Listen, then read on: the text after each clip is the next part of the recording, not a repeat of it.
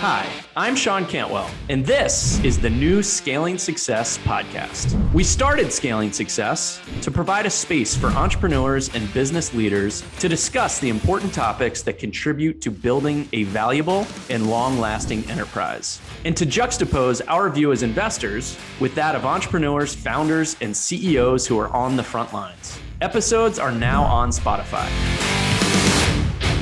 I am very excited for today's discussion.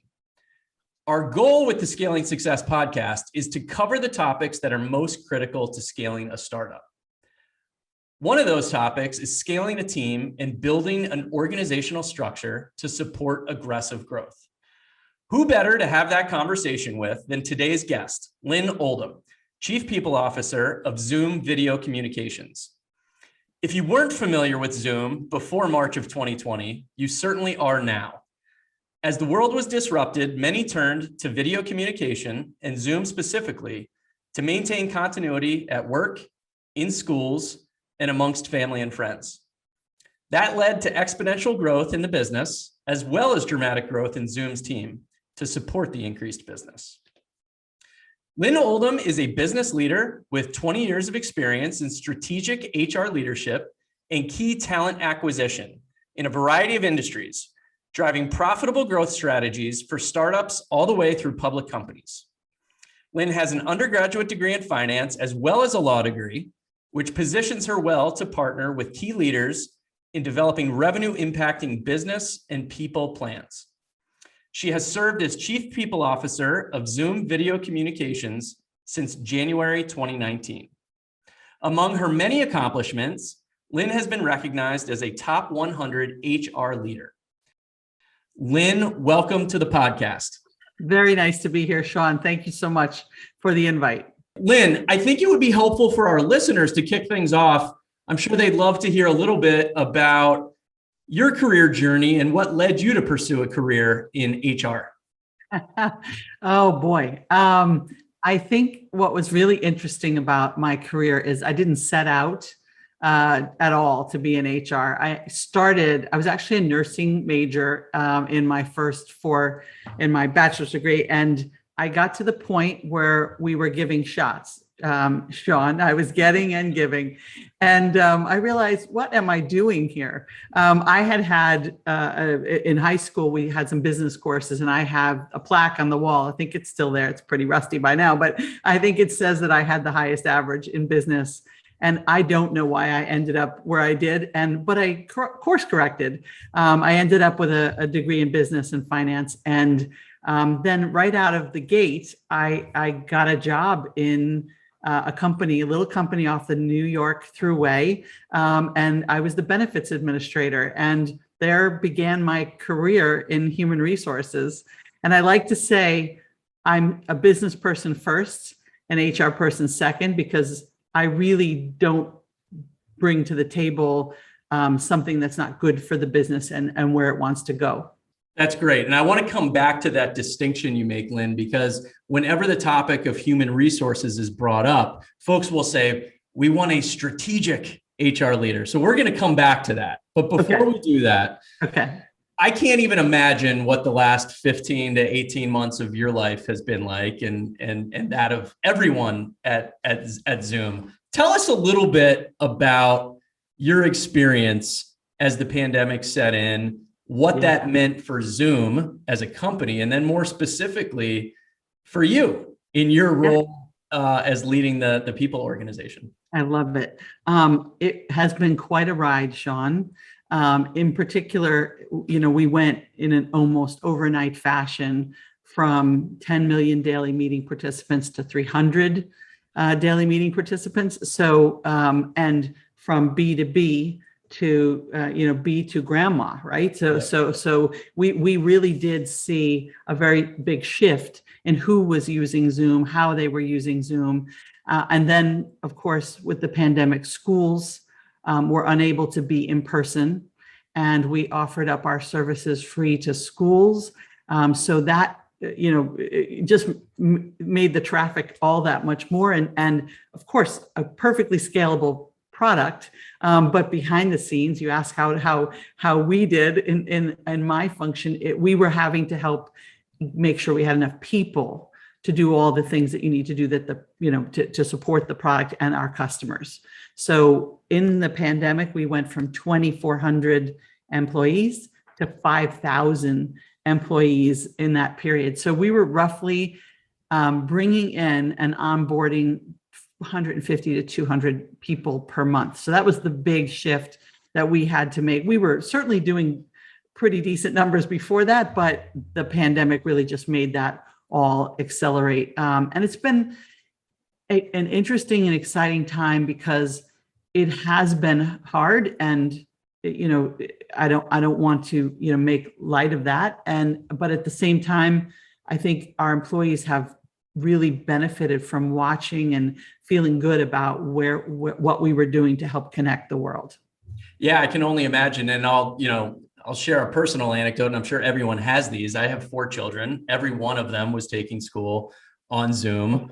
In the early onset of the pandemic, there were virtual happy hours amongst family and college friends, and Zoom became a verb all of a sudden. I'll even say, like, in a business context, we were Zoom users pre-pandemic, but the rate of usage has just had a multiplier effect, which I think, will continue, long into the future. When you talk about hiring that many people, Lynn, there's so much that goes into it. There's the logistical challenge. There's the identification of people. There's the interviewing. There's the onboarding. What are the tricks of the trade that you've learned?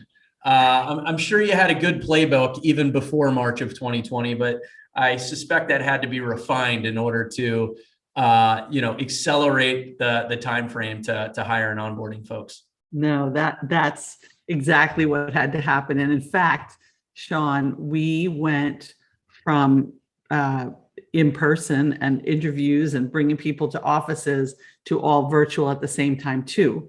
So not only were we having to bring on this many more people, we had to do it all in a virtual environment.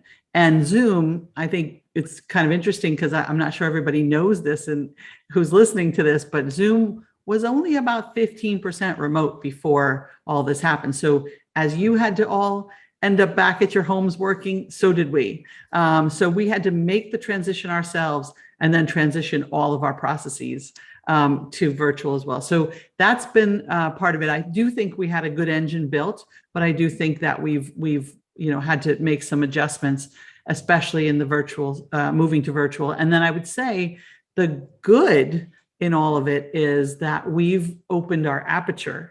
So we can, recruit anywhere. We're not stuck in San Jose or in Phoenix or in Denver. We're really had an opportunity to say, well, does this position need to be in California? Does it need to be? So it gave us real access to a different and more diverse workforce, which has been really exciting as well. So yes, some adjustments, but some good adjustments along the way. And I definitely think we will not go back to the volume of in-person interviewing that we had before. It's just so much easier this way. It's quicker. I don't think we could have hired as many people as we did if we were doing in-person interviewing. Yeah, that's great. And we've seen and experienced very similar things across our portfolio. It's interesting and surprising. I actually did not know that stat, that only 15% of Zoom's workforce was remote prior to the pandemic. I'm sure you get asked this question all the time, and it's something you have to wrestle with. What does the workplace look like going forward? Maybe more broadly, as you dialogue with colleagues, but then even specifically at Zoom, as you think about plans going forward. Yeah, I think I actually Zoom belongs to a consortium of companies that are a little bit smaller. They're not the Googles or the Facebooks. They're Palo Alto, Uber, Splunk, Box, and ourselves. And we are contemplating that question every day together because we believe that nobody has the right answer, that experimentation and looking at what works, what doesn't, what's happening during pandemic that we want to carry forward. So we're working on it through the lens of that consortium. I think for Zoom, we think about it this way. There are really 3 pillars to coming back to and how that works for you. Because again, I don't think there's any one answer that's going to work for everybody. I think it's talent. So leaders are going to need to embrace the concept of radical flexibility because employees want it. We've seen enough out there in the news that our employees are demanding it. They're going to vote with their feet if they don't. So that's going to be critical. I think the idea of transformation. How do you take your processes and ensure that you're delivering your services and developing your workforce in a way that works across this new world order, whatever it is, right? Whether, we'll call it hybrid or flexible. And then I think the last piece is leadership. It's how do we ensure that there's a culture of trust, and that starts with leaders, right? We have to support our workforce, our customers, wherever they are, and ensure that they're not only physically safe, but digitally secure and private. So I think it's the three pillars. It's talent, transformation, and trust / leadership that really are going to make it work. And again, one size does not fit all, but I think we're going to figure out what works for us. And at the end of the day, keep our employees involved in the journey, and listening is going to be mission critical, because if we're not listening, we run the risk of not being able to deliver what our employees want, and then we're going to be back to the drawing board on the talent acquisition front. Nobody wants to be there, right? Yep. Lynn, you make a point that I've heard from some of our portfolio company CEOs, which is in a distributed environment, the talent pool is broadened, and you have the ability to attract talent that maybe you wouldn't even pursued if everyone was centrally located. The flip side to that argument is, or maybe the challenge, I'll say, is how do you get those remote folks integrated into the organization, and how do you make sure that relationships are established in such a way where they can be productive and maximize their potential? And how do you transfer like the institutional knowledge of the organization when folks are remote? And I'd love to hear your thoughts on how you've tried to manage that onboarding process for distributed team members. No, I love it. We actually revamped it, Sean, during this time, because we felt that what we were doing, flying everyone to San Jose or Denver, depending on weather, we were, taking people from Australia and bringing them in. And what are the first 2 days when you fly like that? You're not absorbing anything, right? Yeah. And we do that for a week, and we decided that obviously we couldn't do it in pandemic, but we really thought that it was more important to sort of grab the new employee on the culture side, really making sure that they felt like they picked the right company. And so the first day became a day about emotion, really, and connecting up to our delivering customer happiness, employee happiness, and like the one, and we play with the tool the whole time. We're annotating, we're polling, but for the most part, we're emoting around this idea of delivering happiness. What does it look like? Where you've done it before? How does it feel? So it's really all about our values and our mission, as opposed to, what's our product suite? How do you sell it? What's your elevator pitch? That comes in week 2 and week 3, but we really wanted to change that feeling. I'd say the other side of this, and I'm good friends with Darren Murph of GitLab, who is all remote and has been for a while. And his big thing, he says, and I do believe it, is make your knowledge shareable, so that it doesn't reside in Sean's head or Lynn's head. It's somewhere for all to see, so that you're not making it a mystery. And then there are other things you can do, just tips and tricks, in terms of opening a big Zoom meeting. It doesn't have to be a meeting with an agenda, but giving people an opportunity to work while the Zoom meeting's open, and you're pinging folks, or you're ideating. So there are things you can do, and there's way more coming. It. Mm-hmm. We're going to launch Zoom apps this year. Zoom apps will be an opportunity for us to integrate, embed softwares that actually allow you to do work while you're together like this, and you're not just talking about work, you're working. So there's so many things coming. You know it. People have been in their garage. This is what you guys do. They've been thinking of new ideas, and they're all going to come to light now as the pandemic recedes. Lynn, you mentioned earlier just the sheer volume of people that Zoom has brought on to the team over the last year, which is staggering. I have to imagine when you're hiring in those numbers, you have to have a streamlined and efficient hiring process. If I just think about, our portfolio companies, some are better than others, but generally hiring is something that's pretty hard to do well. Yeah. And I don't think any company is ever satisfied with the success rate of hires. You always feel like there's room to improve it. And I'd love to get your thoughts on just what you've learned over the last year. When you're hiring in those numbers, you have to streamline it. You have to get pretty good at it. And I think most importantly, you have to decide what is most critical and then screen for those attributes. So that's really where I'd love to get inside your head a little bit and understand what you've learned around what is most critical to screen for in, potential employees. Yeah, I think in terms of process, we definitely had to go after it and make sure that it was as tight as possible. And a lot around who decides and what kind of questions we get that settled all before we head out the door to talk to candidates.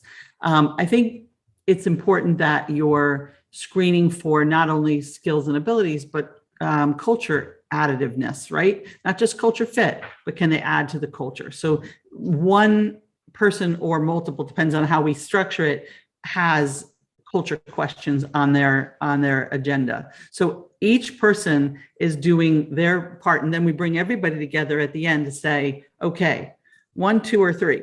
Let's talk about it. We try to do it in a very a structured way, such that you're not asking sort of questions that you carry down a path with one because you have something in common with them versus the other. So we're really trying to keep it nice and clean. The other thing I would say is we instituted was what we call license to hire, like license to kill James Bond, we have license to hire. And license to hire is what we put any hiring manager through so that they're prepared for our interview process. And they've got to check the box on that. It's like getting your driver's license before you can hire here. So it's been a path. It wasn't like this when I got here. We had a lot of work to do, and I'm thankful that we did the work pre-pandemic so that during pandemic it was a lot less clunky. That's great. Lynn, one question I get a decent amount just from our portfolio company CEOs who are trying to aggressively scale their teams is, trying to find that balance between employee satisfaction, people feeling good about what they're doing, their work environment, et cetera, and productivity. In some ways, this ties back to the whole hybrid work discussion in some ways. Whereas, I think there's an old school way of thinking, which is, gosh, I need to have everyone under my nose where I can see them to know that they're productive. There's the other school of thought, which is treat people like adults and they'll act like adults. That's right. And you want people to feel satisfied and engaged and excited about what they're doing. And I'd love to hear your thoughts as someone who, oversees the people side of the house of a large growing business. The connection that you've been able to find, if any, between employee satisfaction and productivity. And if that exists, what sorts of things can companies do to drive employee satisfaction? Yeah. So can I switch your words, Sean? Please. I would say employee engagement. Because we all go through our moments of not being satisfied, right? But is it an overall picture that engages you and makes you want to do better than your best, right? And I think that's a combination of tracking to that. You want to know, where that is. So we do regular surveying to ensure we know if we've got a problem spot, we need to help a manager out. But a lot of that is your line manager and the person who's directly involved with. So when I got here, the first thing I started, which we had none of, was how to engage the manager in engaging their employees. So we did things like what we call leading happy, sustaining happy. We have a whole happy series. I think it really got the manager, because we did a lot of, because we were growing like we did a lot of internal promoting. So when you promote internally, this might be that person's first management role. So you can't just leave them to the wolves. You have to help them get where they need to be. And that's really what I focused on when I walked in the door, because I saw that as something that was missing after when I came here 2019, we're 10 years old this year. So 8 years had passed and we needed to get there. So we did that pretty early on. And I do think it is very much the line manager, the person you see every day that directs your work and helps you survive and thrive, is the person who's going to be at the helm of responsibility for that. So we need to, that's my job, is to make sure you're ready. When you were providing a little overview on your background, you mentioned that you view yourself as a business person that happens to work in the human resources function. That led me to think about the common discussion that happens with every one of our portfolio companies, by the way, when it finally comes time to hire a head of HR, maybe it's a VP of HR, it could be a chief people officer. And there's usually this debate and discussion with the CEO about the role they want that person to play in the organization. And everyone wants an, air quotes, strategic HR. What does that mean to you? And how do you view your role inside of Zoom? When you say you're a business person, what do you mean? And how do you really think about success for you in your role at Zoom? So first, I would say, when you're debating when to hire them, you don't debate when to hire your CFO. This position is as important. And I think if I were not able to afford it right away, I would look at the fractional market, because there's plenty of fractional folks out there who could really help you get things in place. What does strategic mean to me? It means that if you could look behind my background, I'm a Wonder Woman freak. I've got Wonder Woman cookie jars and all kinds of things behind me. Anyway, I'm going to use a Batman reference though. It means that I've got a tool belt of things that I could pull out and use to help a business get better. But first and foremost, I need to understand the business, how it makes money, and where they need to go. Where are they trying to go? And then I have to think with my business/HR hat about how can we, through a people lens, help the business get to that end goal? And what things do we need to pull out of that tool belt to facilitate that? That's what I mean by strategic. I know a lot of people over the course of my career that would say, well, you need a performance appraisal system, and not knowing the why. And for me, I don't start with what have I got on my tool belt. I start with where do you want to go, business person, and let's figure out how we use our people lens to get there. That's great. What I mean. First of all, I got to say, I love the Wonder Woman Batman references. I have a 6-year-old. Justice League is one of our favorite movies to watch together. What KPI? I love the way you think about that, about thinking about the outcome first that then drives the activities. Exactly. I guess when you take an approach like that, what are then, maybe the KPIs that you measure in order to understand if you are leading the organization in the direction that's ultimately going to help everyone reach their objectives? Yeah, that there are lots of KPIs in the HR space. The most important one that I care about is revenue per head count. Yep. I like to know, how we're doing down to the individual person level. It's a great way to watch the business grow. If you're growing too much, too fast in terms of the people side versus the revenue, it's one of my favorite metrics. The other ones that I use are the very standard ones, like time to fill, because for every vacant seat, I've actually calculated vacancy rate too, because for every vacant seat, you're missing or losing something. Mhm. And what my time to fill is really important so that our vacancy rates are low. So that's another one. Employee engagement, we talked about, is important to me. I think that's going to be interesting as we move out of the pandemic. Those are the ones. Quality of hire I love too, but that's a little harder to get to, especially if you don't have a performance metric. That's a little more guttural than numerically driven. But I do like quality of hire. I look at retention and turnover rates. So those are the things I think that pop out of me as the primary ones. Got it. And how do you think about like culture at Zoom? It's one of the softer things, but it's something that everyone always brings up and asks about. And, again, I'll reflect on our portfolio companies, and, oftentimes, the culture in the early days is a reflection of the founders and the senior leaders, and their personalities and their priorities, and et cetera. As companies mature, that culture tends to get institutionalized and maybe codified a little bit more. And then all of a sudden you start growing like crazy.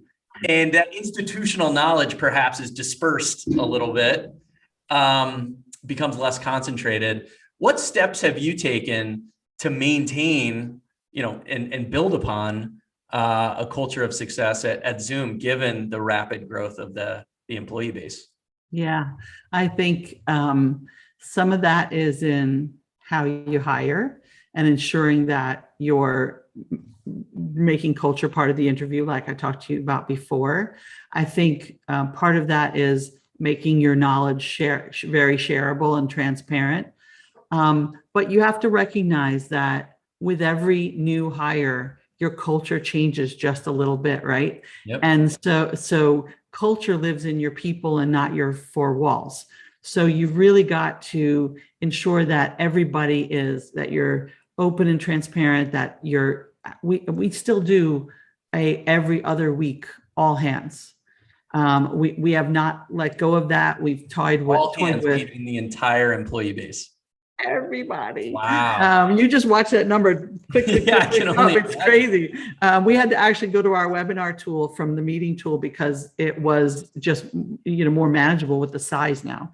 But I think all of the parts and pieces are make up ensuring your culture is intact. Even the other day, Eric, our CEO, did what he called Manager 2.0, which was just an opportunity to get all the managers, which have now increased in number as well, around a table and talk about sort of his philosophies, which was very nice.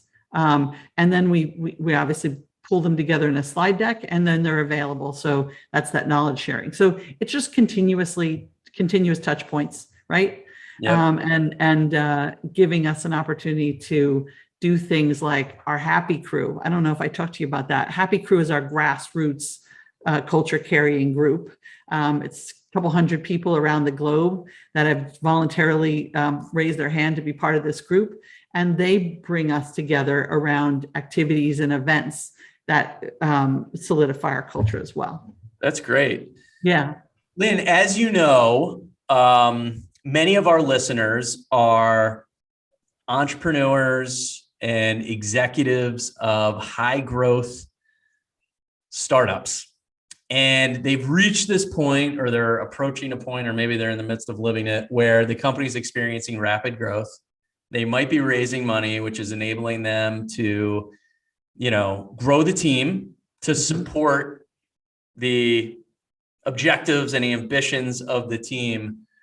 What advice do you have for the folks who lead the HR organizations of those companies? I'm sure you learned some tips of the trade along the way. I'm sure you've made some mistakes along the way. For someone who has the mandate to go out there and grow the team aggressively, what advice would you provide for those professionals? Yeah, I think build solid foundations, ensure proximity to customer. I think even as you grow, you don't want your teams to get far from the customer, because the customer is what it's all about, right? There are other constituents, there are other stakeholders that you also need to pay attention to, but make sure your teams are close to the customer. I've talked to, let's say in the HR realm, if you're not close enough to the customer, you don't know how to, make the employees better so that the customer is ultimately happier. So you have to be right there. We talked about transparency. We talked about processes. Streamline your processes. Automate wherever you can, because the faster, that's all about speed to market, right? The faster an idea can go from idea to execution in your organization, the faster you're going to be able to win. And then we talked about knowledge share and good communication. Don't take your foot off the gas of communication. It's the lifeblood of the organization. You have to be talking always, always, always about the why, and keep everybody focused on where you're going and why you're going there. That's the best advice I can give. Love it. So much wisdom in those words, Lynn.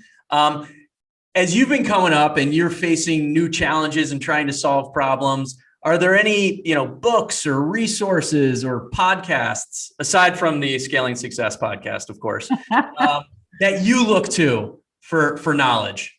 Okay, so I'll tell you that we have 3 books at Zoom that we ask everyone to read.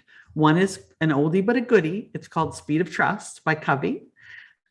There's one by Lisa Bodell called Why Simple Wins. It's all about that. Make things simpler, easier, less steps. And then finally, Delivering Happiness by the late Tony Hsieh. So those are the 3 mandatory books at Zoom, which are all good for us and our culture. The one I really like as well, and is Radical Candor by Kim Scott, because when you have a culture that you want to be really nice and kind, it's sometimes hard to be challenging. She talks about how to be both, which I love. And then another one I love is Laszlo Bock's Work Rules, because he talks about trust your people and let them, if you've hired well, there's no reason that people can't do a great job for you. You just have to give them the freedom to do it. So those are my favorites. Great. There are a couple new ones in there that I haven't read, so I'm going to put them in the list and Awesome. and get to those. Lynn, this has been amazing. Thank you so much. Like hearing your perspective on all these topics, which are top of mind for every high growth entrepreneur, I think is so incredibly useful and valuable to folks that either are confronting these issues or will be confronting these issues. I always say when kind of our companies and our executives are encountering challenges for the first time, it's like, go find someone who has dealt with that before. Yeah.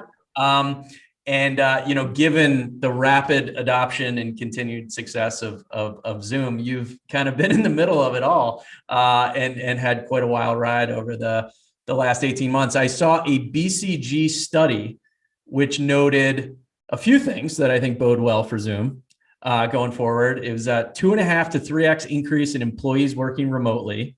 Wow. Time spent on video conferencing increasing 3 to 5x. And then also 70% of managers surveyed are more open to flexible remote working models. So that kind of gets to this point of why, whereas, perhaps the pandemic was an accelerant for the use of technology, it certainly feels like in the case of Zoom, it's here to stay. So I wish you all the best of luck, Lynn. Again, thank you so much. Oh, I failed to mention, by the way, during your introduction, so I'm going to do it now. Lynn is a member of Volition Capital's Strategic Advisory Board. So it's always great to catch up with you, Lynn. I learned some new things today, and enjoy the rest of your day. All right. Thanks so much. I'll All talk right, to you take care, soon. Lynn. All right. Bye.